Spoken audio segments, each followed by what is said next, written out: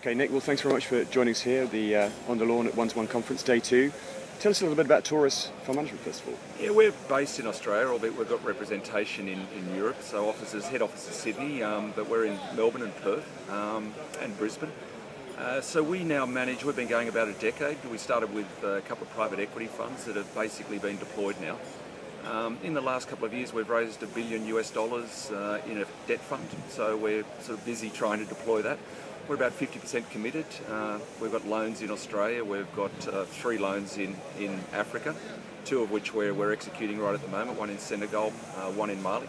We've got exposure in the DRC, so you know, we certainly like Africa as a continent. A bunch of us come from former banks. I was Societe Generale, 2 of my colleagues at SocGen work for Taurus, and the origination of Taurus came from guys, principals at ABN AMRO. So we've all got banking experience, and we're just using some of that experience together with our technical capacity in doing the due diligence in trying to manage a fund and get the returns for our LPs. And so what are the trends, the themes you've been picking up over the last day and a half of the conference here? Well, it's not that dissimilar. I mean, I think some of the trends are some of the volatility that can be in the market, you know, with some of the things that happened politically last year and some of the upcoming elections in Europe and Africa.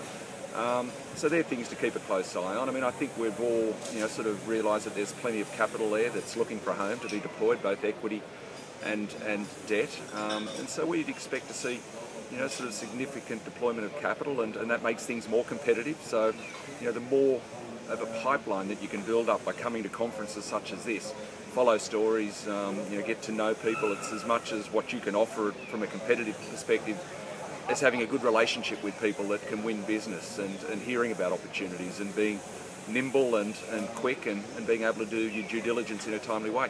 You know, and so I think that, you know, there's positive sign this year. You know, that 2017 will be interesting. One of the other thematics is, of course, M&A, merger and acquisition type opportunities, and I think we'll see a fair bit of that. And you know, one of the debt offerings we have is acquisition finance. So all those sort of things.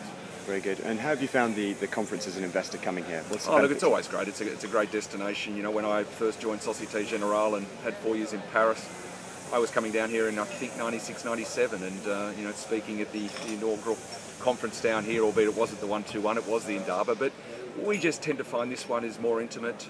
You can get closer to the companies, you can get to know them, it's easier to organise meetings.